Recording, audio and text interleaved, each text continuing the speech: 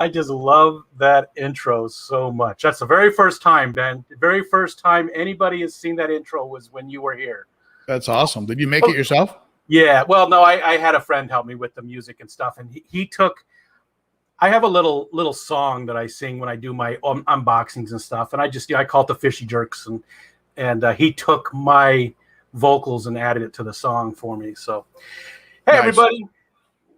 People are just barely starting to trickle in. We've only got a few of them in here now. So, but I don't think I need to introduce Mr. Ochart. Ben is okay. Yeah, good. Ben is a big part of the fish fam. There's Pat's Fish Tanks and Daniel Velez, Stephanie Dominguez, John McKenzie, Jenny Lynn, and Chewy came in first. Ben's been doing. How long have you been doing YouTube now, Ben? I think it's 6 years, maybe. Wow, right around there, about 6 years, maybe going on 7. Very, very sort of a tentative.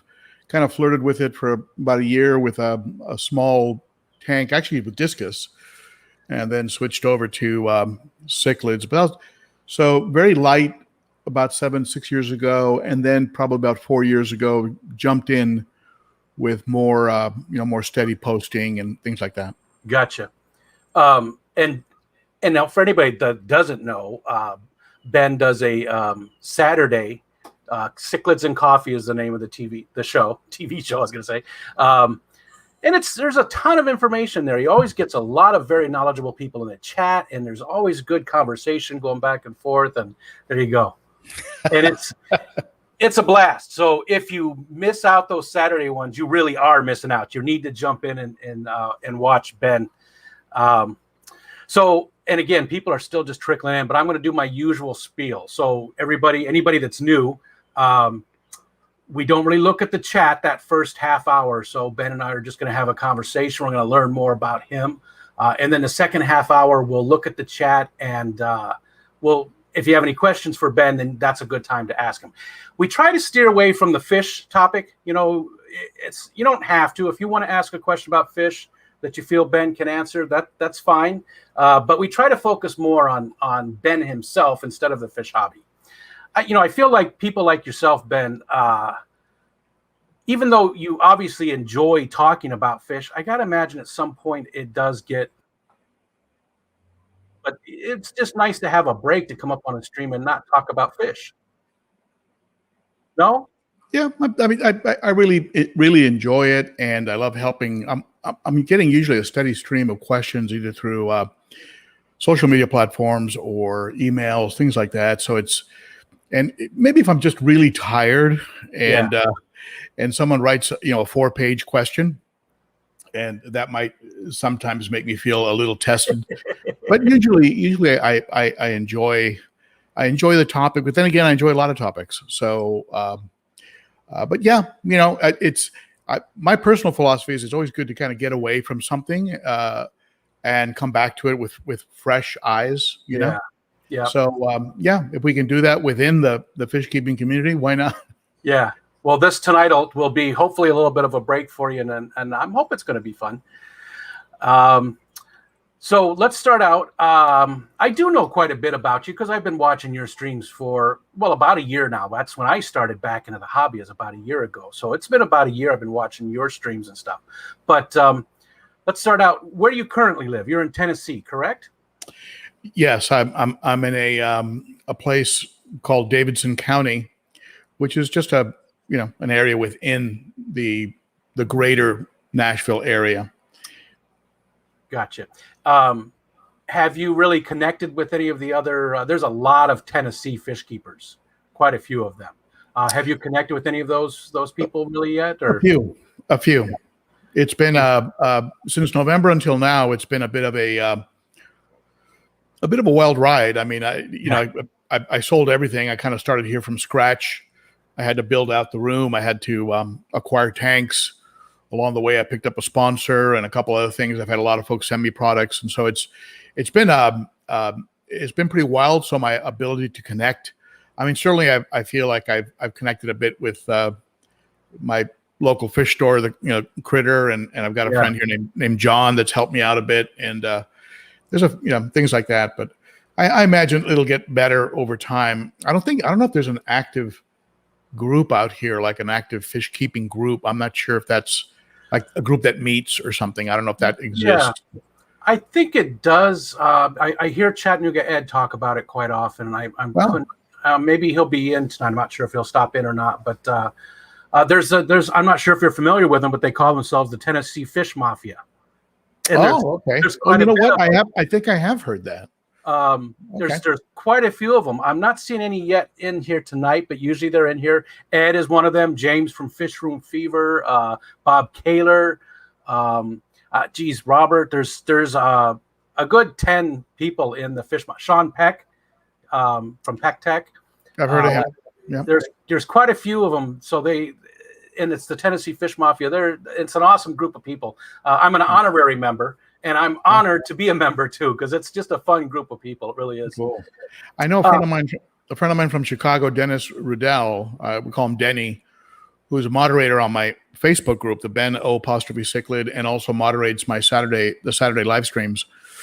He just relocated from Chicago, I believe, to Chattanooga, the Chattanooga area. Nice. And so him and I are going to be getting together and meeting maybe halfway and visiting a few shops and stuff. So I'm sure over time we'll have a lot of fish buddies down here. It's amazing how many fish tubers are in the Tennessee area. I think it's one of the most heavily populated fish tuber areas. I'm not sure why, because it's obviously not a heavily populated area in general. But I live in New York, and I think there's probably twice as many Tennessee people I know on FishTube than New Yorkers. I don't know. It's just a big hobby down there, I guess. Hey, there's well done. Oh, I said I'm not looking at the chat. I'm not looking at the chat. New York is actually one of the key cities in the analytics of my channel. It's like I think it's the top city in the world for people that subscribe to my channel. Interestingly enough. Yeah. I'm not. I'm very far from the city. Thankfully, I'm not a city guy. I'm country folk. So I live far up north. So when did you just moved in November then from California out to Tennessee, correct? Yes, I started driving the morning after Halloween. Wow. with a big U-Haul truck, or how'd you move everything? 2 dogs, my daughter, and a bunch of bags, and a professional moving company took the rest of the stuff. My wife flew over earlier, got the place kind of set up. You know, when you buy a place, you got to kind of just get it ready, like add paint, carpet, that, stuff that you want to do right away. So she came early and did that. And then I joined her with our youngest daughter, who still lives with us. Nice. And how long did you live in California? Is that where you were born and raised? Whole life. 65 years. Wow. What part of California too? Obviously the southern part. Yeah, Southern Cal the whole time. And I was sort of an inner city kid. I went to a place that's a bit notorious called Belmont High School. The joke was that the lockers had rifle racks. We had armed security guards back before it was normal. Wow. But it was a rough school, and then my middle school I was bused because they were trying to do a lot of integration. So they bused me like 40 miles and put me in the middle of some gangland area. Oh, jeez. Wow. That's so school interesting. of hard knocks. It was your head was on a swivel all the time. So. And did you do public school, or did you further your education? Did you go to college or anything, or I have a degree. I Okay. have a degree in social sciences from California State. Oh, very cool. And so yes, I continued my education and kind of got straightened up in my junior year of high school. I was kind of a goof off. Yeah. And I could kind of slide by and do okay. Yeah. And then I kind of buckled down in college and did okay, but then got into a field completely unrelated to what my degree was in. And that's a perfect segue. What was that field? What did you do for your career? You're retired now, right? I am retired. But for the bulk, I started off in accounting, believe it or not, and Wow. which not a knock on accountants, but it would have probably drove me ultimately insane. Yeah. And I switched to as part of my accounting duties, I had purchasing duties for the company. The company had about 100 staff. We were doing about 10 million a year, and they asked me to negotiate some purchases, and I did very, very strong negotiations. So they said, "Why don't you try sales?" So I tried sales and found that was a very good calling for me. So I ended up actually ultimately in sales and public speaking. And that makes a lot of sense. Yeah. So those were the two fields that I ultimately ended up in, and the didn't really have much to do with my degree, actually. Like so many people out there, you have a degree in one area, but you end up pursuing something else. So yeah, but it's still helpful because it's learning how to learn. The secondary education is learning how to learn more. You know what I mean? So even though you didn't do anything with that specific degree, it probably still helped you with your further stuff that you did with your career and everything. That's my belief, is that if I've got no complaints or regrets. I enjoyed it. I had fun, and met some great people, and it was a fun experience. I have no regrets about the time I spent in school. And with our 4 kids, we certainly gave them the option. 2 chose to go, and 2 chose to pursue other things. So, Gotcha. Yeah, but we had no, you must go to Harvard. Yeah. We didn't have any of that going on. It was, we kept it kind of up to them to pursue what they wanted to pursue. I think we do with our kids too. We've got 3, and that's exactly how we did it. 2 of them decided college, and 1 decided not. But he's doing fine. He's doing great. The one that decided not to. He's an IT guy, just like his pop. So that's pretty cool. And you can tell, the public speaking. I said that makes sense because you definitely have that vibe in your streams and in your videos and stuff that you're very. You can just tell that you're very comfortable speaking in front of a group of people. It comes across. Well, I don't necessarily feel that way when I'm editing my videos, but thank you. I get it. Yep, I understand. Yeah, I'm my worst critic, I assure you. Yeah, but that's I think that the more successful people are usually that way. I think that they are harder on themselves than anybody else could be. So you've got the 4 kids. I've seen pictures of your family that you've posted and stuff. Beautiful family. You have 1 son or 2 sons? 2 boys, 2 girls. Okay. And oldest daughter, who's about to present us with a granddaughter. Yeah, very excited about that. One of the reasons we moved to Nashville was to be close to her. She's here about 7 minutes door to door. Nice. And so I have two. Oldest is a daughter. Then I have 2 boys in the middle, and then what I call my surprise daughter, which is the 4th one, who's been in some of my videos. She's helped with some of the raffles and things. And, her name starts with a B, right? Is it? It's Mallory. Oh, I was not even close. I don't know. I was thinking Brandy for some reason, something like that. And is this going to be your first grandbaby? The first one, and Nice. I keep telling the kids, I go, hey, listen, the grandpa window is getting smaller and smaller. Yeah, I don't have one yet either, and all 3 of my kids are in committed relationships or married, but still none. So I'm sort of looking forward to being grandpa. So yeah, all my friends that have grandkids telling me it's a whole different world that I'm very anxious to get into. Yeah. Thank goodness all her tests have been very, very positive, and so she's right on schedule, and everything's. Always keep your fingers crossed. Sure. Yeah. So, and when is she due? When did you say? It's soon. It's going to be right around the beginning of October. Oh, okay. So still a little ways away. Little ways away, yeah. Oh, and she's got to go through the summer being pregnant. That's probably the worst. Yeah, she'll be ready. I'm sure she'll be ready to. She'll be done with it. And now, just her and her husband live there in Tennessee, and the rest of them still live in California, or are they spread Well, out? my youngest daughter's here with us, and Well, that's okay. kind of finding her footing. And it looks like she's going to be going to a local school here called Avita, which is they do very high end cosmetic products, things like that. Oh, cool. So she's going to be going to a 1-year program with them. She's gone down a lot of avenues. She's a very interesting character. Graduated from high school with like a 4.2 at age 16. She's just like off the chart, and then went off to go do stuff that she loved for 5 years, and then resurfaced.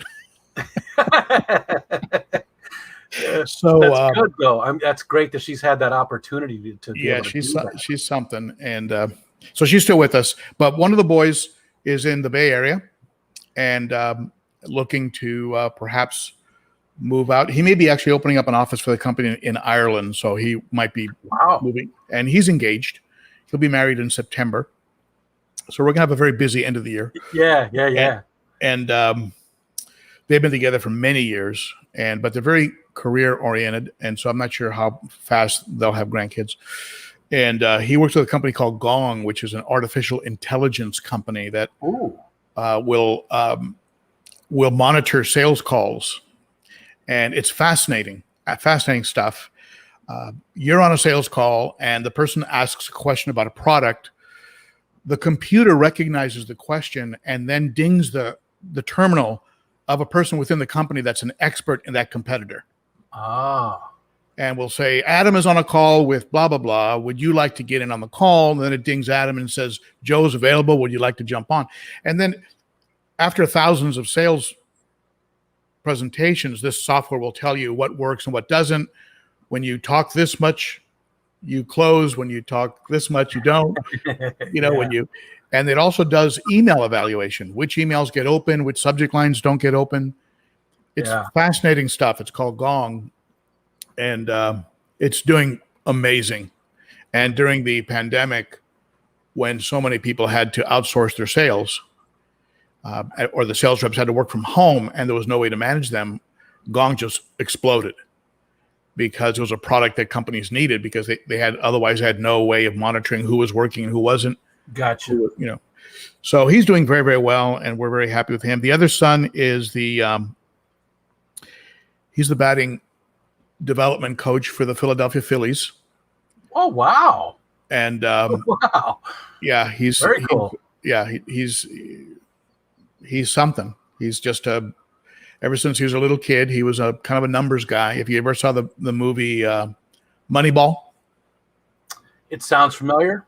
Yeah, it's a great movie, but it's all about the analytics of baseball and just taking all the superstition out of it. And there's a tremendous amount of superstition in baseball. Sure. Oh, yeah. I mean, the stories he tells me you wouldn't believe. Yeah. Rally caps. Yeah. I definitely. Yeah. I used to watch it quite heavy. So yeah, I remember it would even trickle down to us at home. We would do things, a certain way, just hoping that guy hit a home run or whatever it was, Oh, crazy stuff. Yeah. Some of the stuff I can't even tell you because it's actually inappropriate what they'll do to like break a bad streak or something. But anyway, so he's the one that gets them from, they come in from Central America, South America, or local colleges, and he uses analytics, very high level machines, computers, to evaluate swings, which muscles are firing and not firing. And he's very, very good, very, very good at what he does. And in college, he was a very successful player in college, went to Sweden for a summer. They won the national championship there. He's always been kind of blessed in baseball. And then he came back and people started trying to tap his knowledge because he was writing a blog. Gotcha. And the blog got a lot of traction and pro players started to chime in on it. Nice. And it was all about numbers. It was all about, let's throw away the superstition. This is what's working. This isn't. Yeah. When you do this with your back foot, this is what happens. When you do this with your wrists, this is what happens. And so now he has all this equipment that measures every muscle firing, It's crazy stuff. Wow.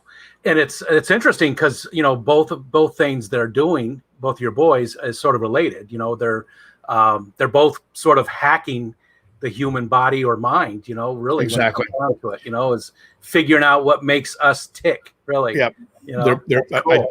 I often say that exact same thing to them. They're both into data analytics and cutting all the emotion and everything else out of management and just looking at what works and what doesn't. Get rid of the unnecessary additives that people put into things. That's very cool. It sounds like that's a very well-rounded family there. You got a lot of stuff to be proud of. Yeah, the oldest one is here in Nashville as a musician. Oh, wow. If you go onto Pandora or Spotify and you look up a band called Highland Kites, Highland, one word, Kites, like go fly a kite, you'll find my daughter's band. And her drummer lives here in Nashville as well. And the two of them write and produce music. I just saved it right here. I'm going to take a look at it because I do like what kind of music is it? A little hard to describe, a little emotional, a little every song kind of tells a story and takes you through the emotional gamut, and then has a sort of a redeeming release at the end. Yeah, it sounds really interesting. It's great stuff. I love it. And she's of course now with the pregnancy, it's getting a little interesting, but her last release got great traction. And that was just a month ago. She just had a single, and it's getting a real good response. That so, is, I could tell you're the proud father, definitely. And you have a lot to be proud of there. That sounds like you did it right with those kids. Well, my wife did most of the heavy lifting. Yeah, I understand. That. Here we go, right here. Yeah, we're real happy with what happened, and we feel like we're at the very beginning of quite an adventure with the four of them. That's very cool. I have her website opened, highlandkites.com, right? That's it. Yep. And her drummer Neil is a native here in Nashville. They came here to pursue their career in music. Well, I'll definitely take a look at it when it's done there. And just for anybody in the chat who's too lazy to Google look at Riddle Singh, all the mods are great, but Riddle Singh, he mods for a lot of different people, and I was getting ready to paste it in there, and Riddle already had the link in the chat because that's what he does. I think he can read minds. I really do. I think he can read minds. I think he's just always a step ahead, and sounds like Candy over at Candy Overhaul. I bet you him and Candy could go neck and neck, and we should have some kind of mod off sometime because that's funny. Now there's a lot of great mods. I mean, I don't want to take away from anybody because there's a million great mods, but he definitely could give Candy a run for her money. A few of them were like Radar, from the old show MASH. Oh yeah, we're dating ourselves, but that's Radar was always two steps ahead of the Colonel. This is nice. You just said we're dating ourselves there, but everybody else that I've had up on the channel so far has been much younger. So it's sort of nice to get to talk to one of my peers for once. I'm retired as well, so we're right about the same age, and so it's just nice to have somebody that I have a little more in common with as far as what we experienced as kids and stuff. Yeah. We probably owned under gravel filters and. Yep. Most of my fish keeping, I was away from the hobby for more than 40 years. I stepped away from it and didn't come back until just last year. And but yeah, I was early 70s was really my focus on the fish keeping hobby. And I had those stainless steel tanks with the slate bottoms, or sometimes a glass bottom, but the stainless steel sides and the under gravel filters and everything. Yeah, the battleships. Yeah. Excuse me. So you lived in California your whole life. Your kids have. Are you a baseball fan at all because of your son, or do you have any Oh yeah, interest there? I grew up right next to Dodger Stadium. Okay. I mean, I could hear the Beatles playing. Yeah. And again, I'm dating myself, but Sandy Koufax, Don Drysdale, these were the, Willie. These are the people that I grew up with, like idolizing in baseball. So I really loved baseball. Then I kind of switched over to football. That was my sport in high school, and Same here. they conflicted, and so I had to choose one, and I chose football and track. So, but I've always loved baseball, and then of course with my boys, it was insane. I mean, we were on travel ball weekends almost every weekend. They were both good players, so they would be on travel ball teams, and sometimes they'd be in different cities. We'd be in Southern California, and one of them was playing in a tournament in New York, and he's like 16 years old, 17 years old. Yeah. And so it got really, we kind of, baseball got kind of in our blood, Nice. Yeah, it paid off. It actually paid for their colleges. Yeah, so that's beautiful. Good investment. Because I do have a Parent Plus loan, so I know how expensive that can be, especially when my daughter wanted to be a coroner, so it was going to be 8 years of school. I think she's still doing that. Wow. She's changed a couple times. She was actually going to be a vet, but lately it was a coroner. So that was interesting. It was an interesting choice for her. Yeah. Who's your favorite team now? Is it still the Dodgers, or are you lean towards the Phillies because you're where your son's at? Yeah, I've got a personal interest in the Phillies. Yeah. But my son is an odd. It's an odd situation because he's part owner of what's called Driveline over in Washington. And Driveline is the baseball analytics business that hired him originally when he got back from playing in Sweden. So this was the first time Major League Baseball hired a coach who could continue to own and be part of an organization that was interacting with all the other teams. Oh, gotcha. So it was a kind of a first of its kind contract that the Phillies did with him. It was between the Giants. I think the Giants were looking I think the Astros, Yankees, and the Phillies. And the Phillies organization just appealed the most to him. But so I have kind of an emotional tie to the Phillies, but I'll always bleed Dodger blue is what I tell people. Yep, gotcha. I was a Cubs fan, and then I finally stopped watching. Yeah. I stopped watching. A brutal run there, but I think you did finally redeem yourselves, right? They did, but it was 2 years after I stopped watching. That's the story of my life. My dad even was a Cubs fan, and he got to see them in the World Series. They didn't win. 1945 was the last time they were in it, so he got to see that. But he never saw them win. He passed away before they actually won the World Series. So unfortunate. But so even my father in his entire life didn't get to see them in the World Series. So that's how long. And I quit watching them 2 years before they made it there. I'm not a betting man. If I ever tell you to bet on something, don't listen to me. Yeah. Well, I left. I leave LA and they win the World Series. Yeah, kind of you were holding them back, Ben. That's what it was. Maybe it's me. It's all your fault. They're like, Ben's gone. Let's win. What about football? Who's your team in football? Is it? Well, I'm a Tennessee Titan. I'm a Tennessee Titan now. Now, okay. Yep, I sort of do that. I've lived. Go ahead. I mean, LA was, LA's been crazy. I mean, I grew up with Roman Gabriel and the Rams and Deacon Jones. And I mean, these were, we loved our Rams. Yeah. They abandoned us. Yeah. Then we get the Raiders. Then they abandon us. They go back to Oakland. And then the Rams try and warm up to us again and come back. And so I just gave up on those teams. And then, but now here in Tennessee, I think I can go ahead and embrace a football team again. Yeah, I think you're pretty safe. I don't think they'll be leaving that area anytime soon.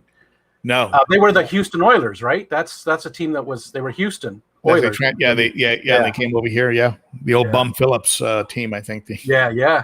Yeah, Wade's dad. I was a Bears. I still am. I'm a Bears fan. I've always originally from the Chicago area, so I remember. I've always been a Bears fan, just like Chevy Fish.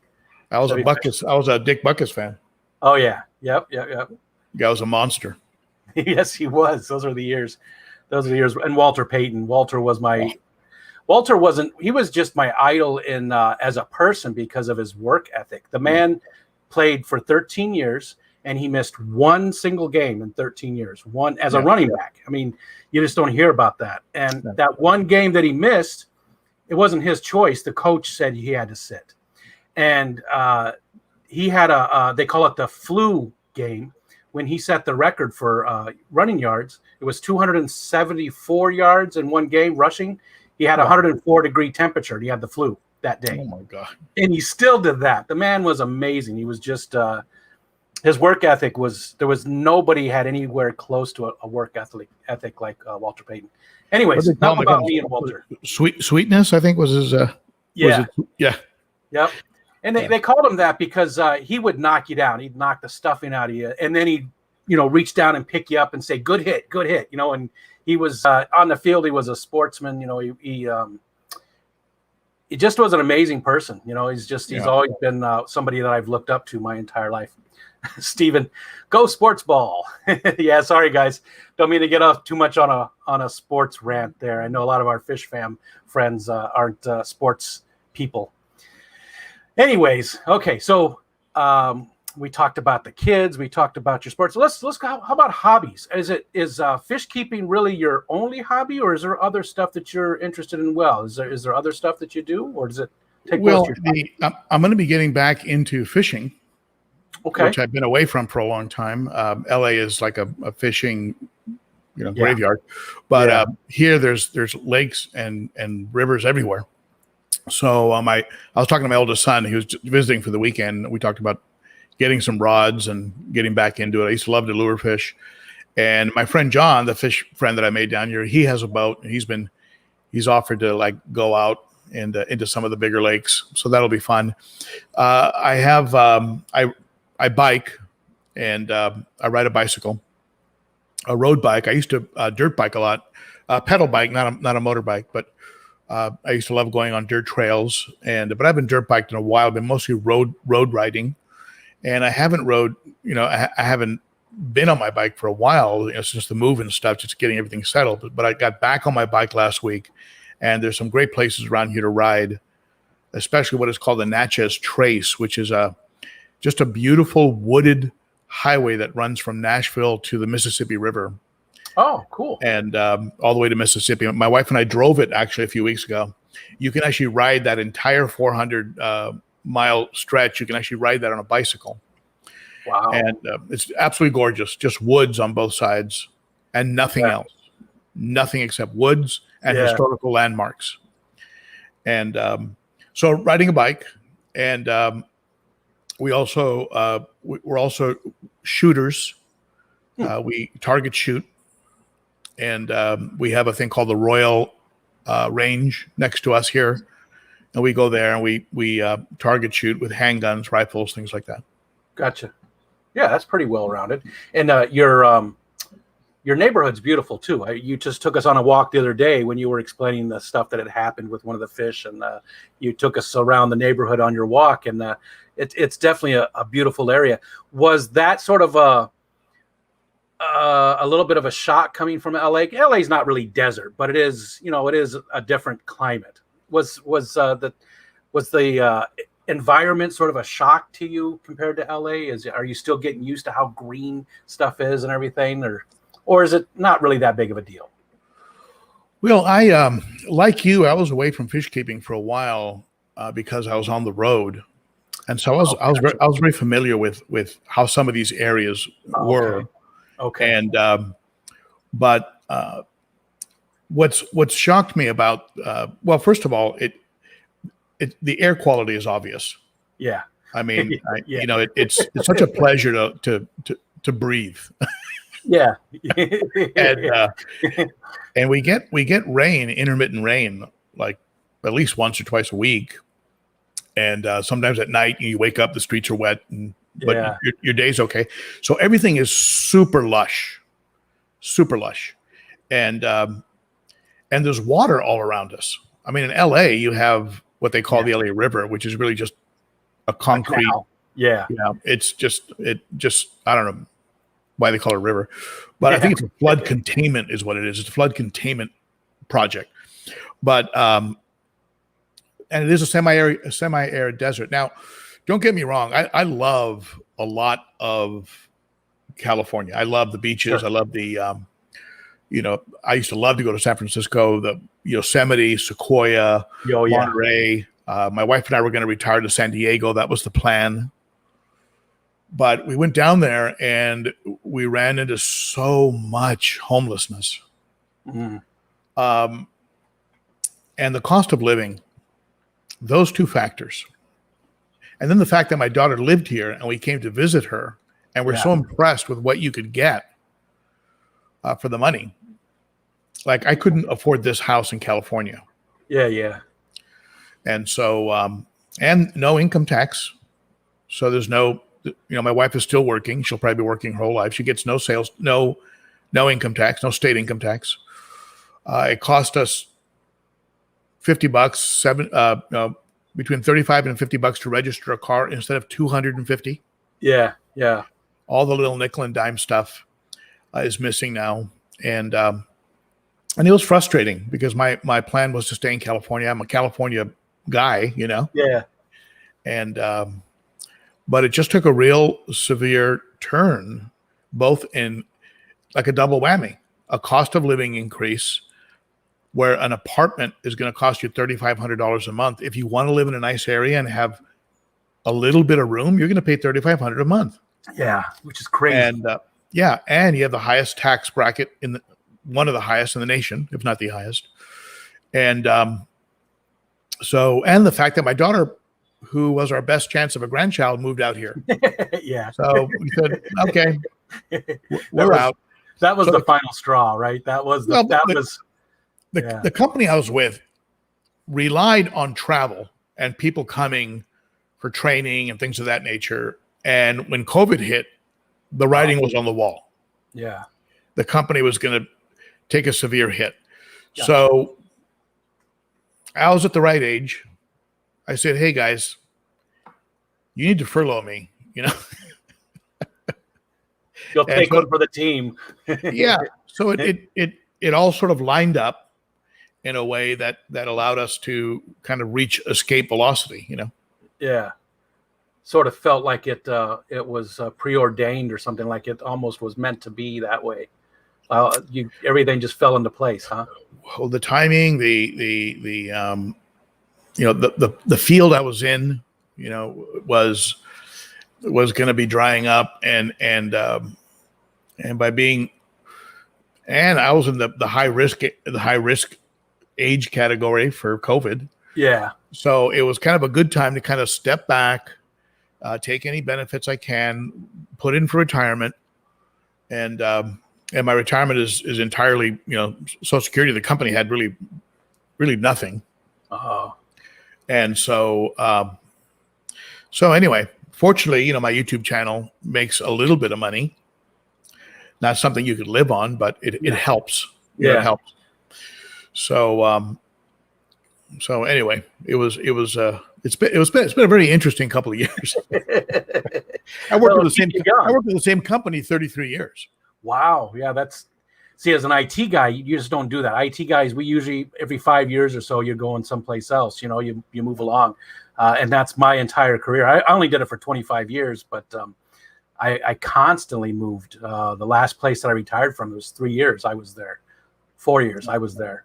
That's a very common thing. So 33 years is amazing. Yeah.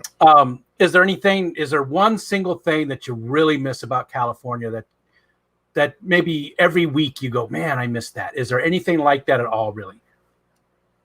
I don't do it every week, but I do it every now and then. Having my son and his fiance and their family in San Francisco is just a hop from LA. Gotcha. So I kind of miss being able to just, hop over and see him. I also miss being able to just get in the car. My wife and I sometimes would just get in the car at 7 a.m. and we would just drive and have breakfast at the beach. Nice. And then be back home by 10, Yeah. And so I kind of miss that to some degree, but again, I mean, the life that we were put into with the pandemic. Yeah. Right before we left, we went to Manhattan Beach, one of our favorite spots, and it was changed. Yeah. Those very heavy,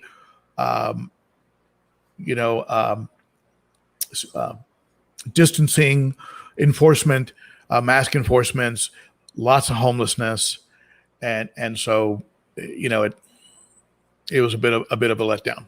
Yeah. So but I still miss that. And of course, I mean, there's no place if you've ever been to the Sequoias, Monterey Bay, Yosemite Valley, there's really nothing like that in the entire world. Yeah. And there's definitely a lot to miss as far as nature goes in California. Definitely. That's right. Yeah. Now, that being said, I mean, the Smokies, the Blue Ridge Mountains, and everything else I have going on here, the Tennessee River and everything else, I'm just scratching the surface here. I'm about to go wild. Yeah. You lived out there the whole time, so you got to experience a lot of what it had to offer. Well, now you got a whole new world to explore. Exactly. I'm the same way. I live right on Lake Ontario. It's right out the window here, and I absolutely, you don't think nature when you think New York. You think city, right? That's what most people think. But we have hiking trails all around us. We have an amazing vista that we can climb up. It looks out over the lake. I mean, it's just my kayak is sitting right by the water. I don't get to use it much anymore, but nature is my thing, and there is a lot of nature around us. So I understand that 100%. And we moved here from Arizona, so the same type of thing. I was used to the Arizona. We lived in the desert around Phoenix, but we moved here. It's been 20 years now, but still, same type of thing when we got here. There was it was a little shocking going from the desert to all this greenery. Yeah. So, So but I love it now. Very different. You're in a very different place from Arizona, and you're definitely not in Manhattan. No, I couldn't live in a city. There's 1,500 people in our village. That's amazing. And we have people that live right down the hill, and they're too close. And they're an acre away from me, but that's too close. I don't want to see people. I want to see birds and fish and things. Wow. All right. Well, we're 45 minutes in already. So why don't we go ahead and open it up to the chat, and if we have any questions for Mr. Ochart. Ben, do you have anything coming up that you want to talk about on your channel, or anything going on that you'd like to talk about? I mean, you've got a major project going with the build in your room there. You've got your new fish tank that you put in. Yeah, today was an interesting day because I was able to. I started the prep work, and I showed you earlier. I could just move this over. Here, you can see this is the 90-gallon custom aquarium from Glass Cages here in Nashville. I actually had a video of a tour of their facility, which involved a lot of things other than fish. But I've just filled it up. I just cleaned the substrate, a combination of two different kinds of substrate, because I wanted to get something darker. Because the substrate I have currently with my South American cichlids, which you see here, you can maybe see a couple of them there. Yeah. Move over maybe. Those South Americans get a little bit washed out in that white substrate, and that white substrate shows every little bit of poop. So what I did is I got this lapis luster and mixed it in with a little bit of Imaginarium black to darken it up a little bit, and hopefully that's going to give me a little bit of a wiggle room with the with the poop. Gotcha. And, keeps you on your toes though. I mean, you're vacuuming all the time. So I've got that project. Of course, I had the let me see if I get over here. I had the, if you can see it. I don't know if you can see it. Right there. That was the home of Verde. And so I had the unpleasant task of having to tear down his aquarium after the after the debacle with him and the Salvini. So So it was kind of a bittersweet day. I decided, based on the input from several folks, to go ahead and just tear it down, dry everything out, sterilize the heck out of it, because I don't know what the heck got into those guys, but whatever it was fatal. So I had to really watch cross-contamination and really clean the heck out of that. And now it's just drying out. And I think I might just do a little special project with that tank. So stay tuned for that. And of course, I'm going to Aquashella. Oh, that's right. Yep. In Orlando. And I've got to figure out like some sort of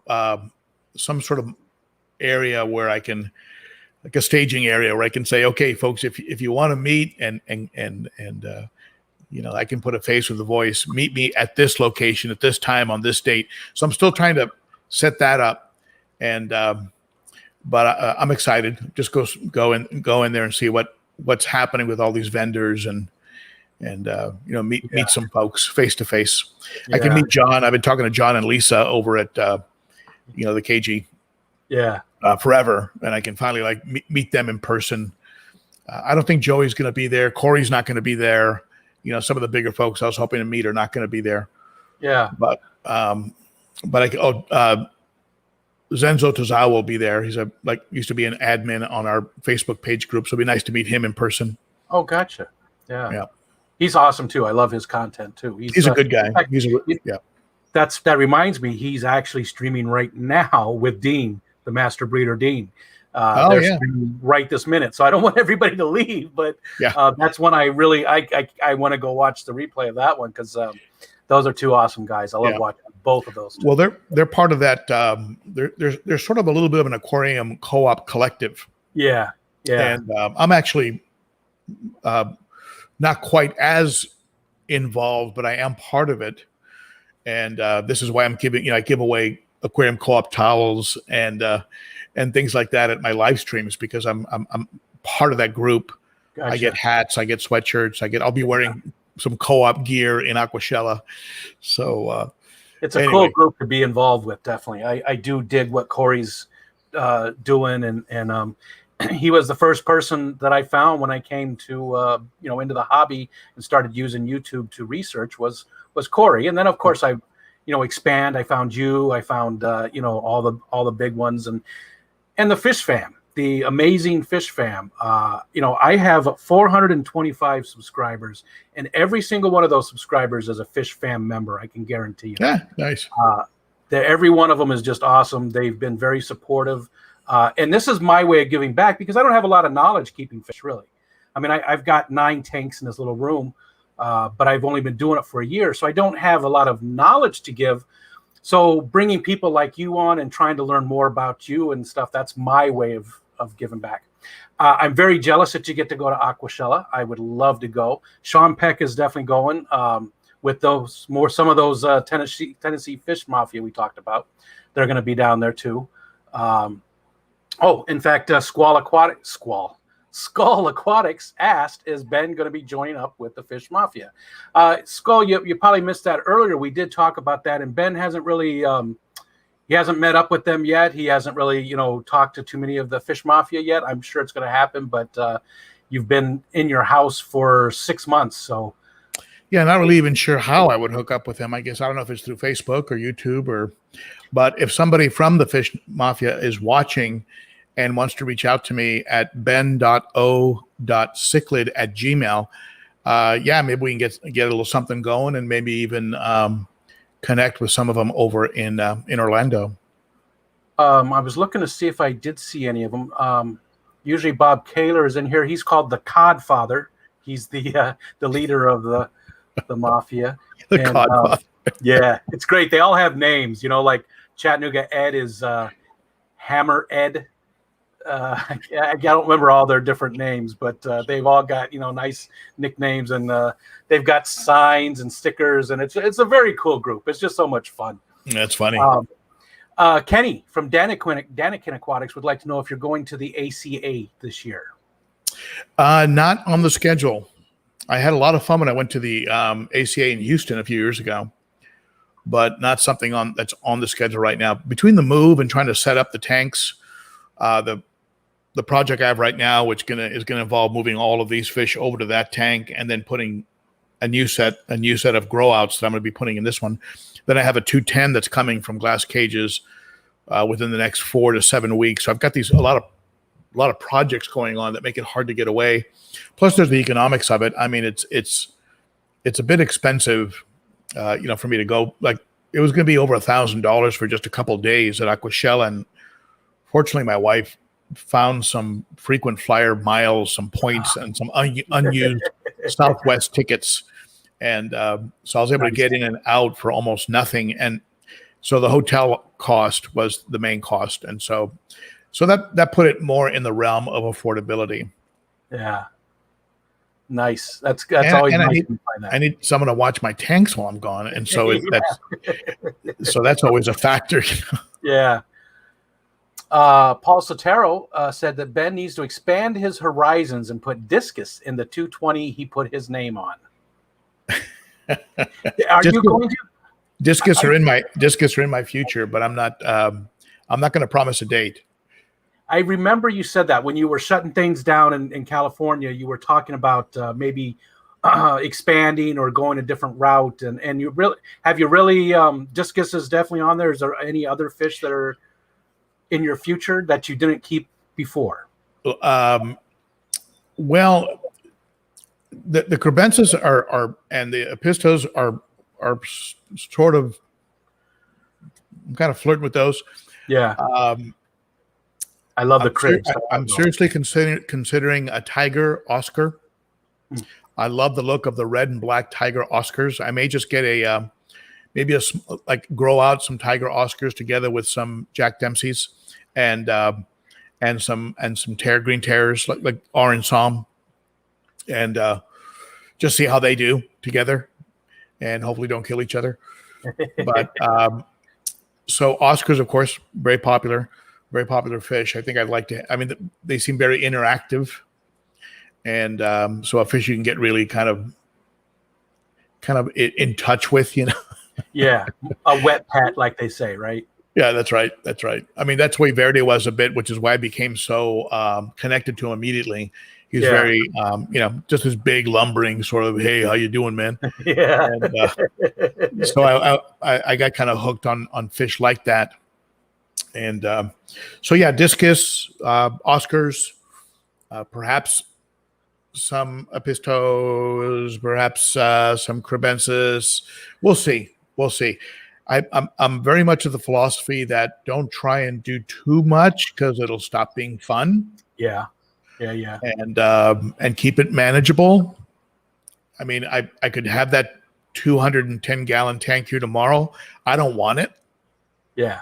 I want to get this one addressed first, and then we can talk about that. I mean, I don't even know where I'm going to put it. And I've got some electrical concerns. Oh, okay. I plug in my refrigerator right now. I blow a circuit, so I got to get some stuff done.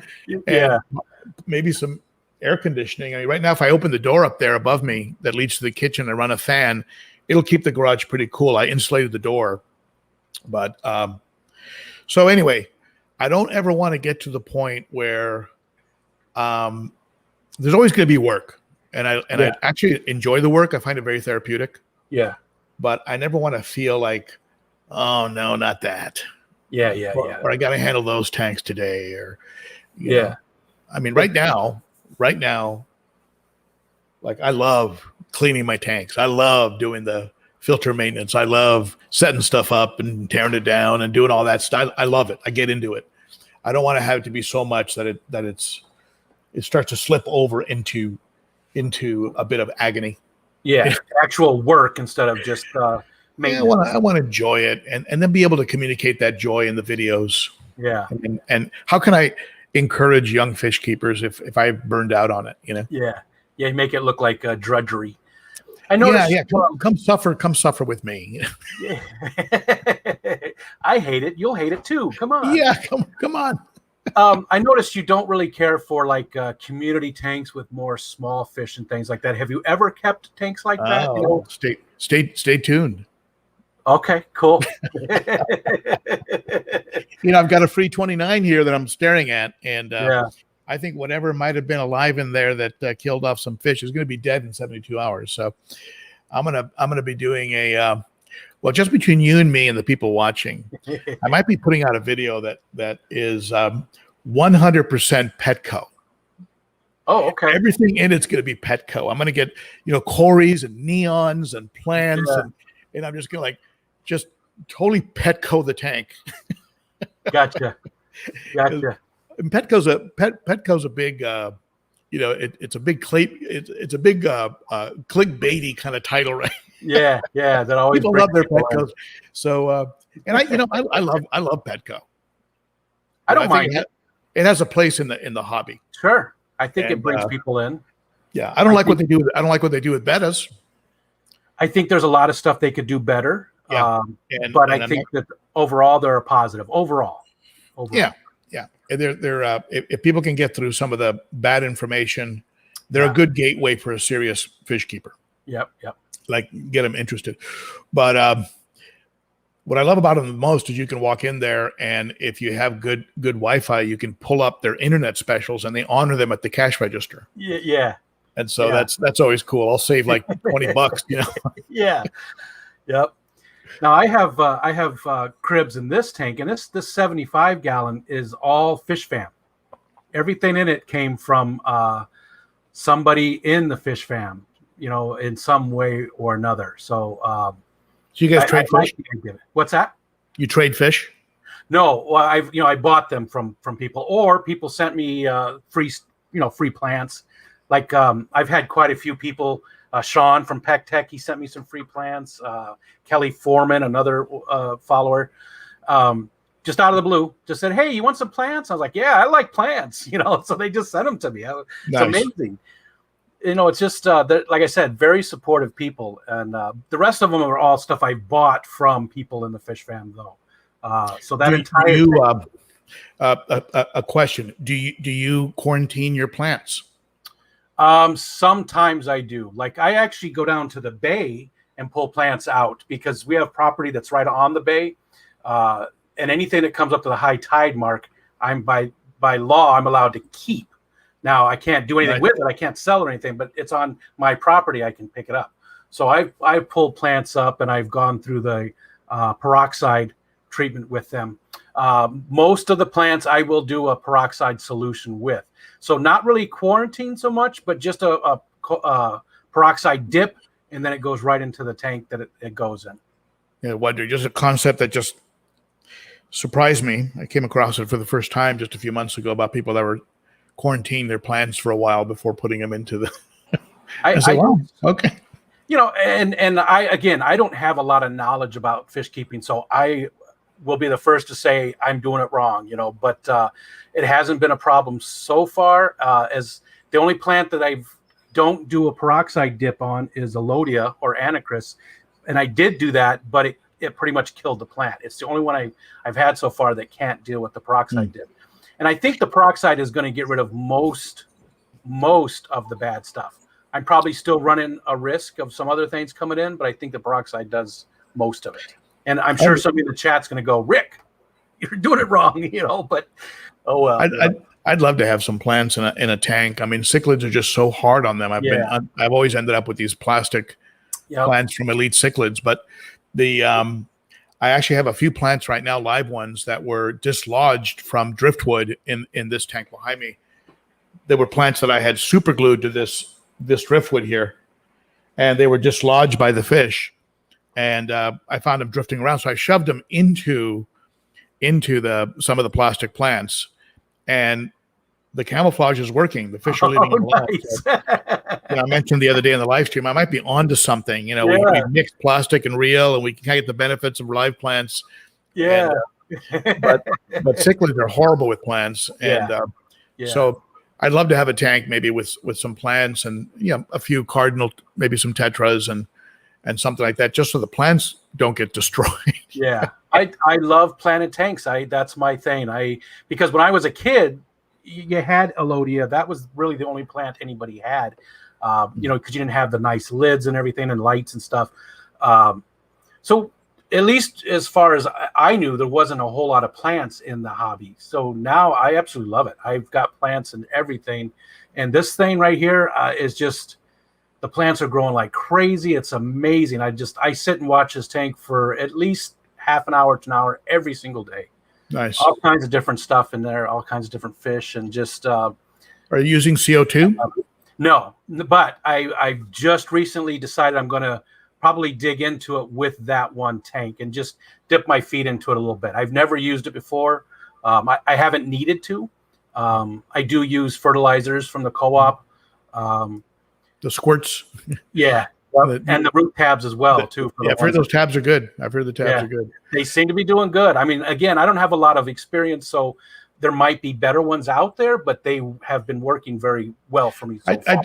I trust Corey. I know he doesn't offer anything until he himself has tested it. Yeah, I agree. So, I really appreciate what he does that way, because he's doing a lot of the research, but he tells us how he researched it, and so that we can do the same thing if we wanted to and find out what the results are. So I do appreciate him quite a bit.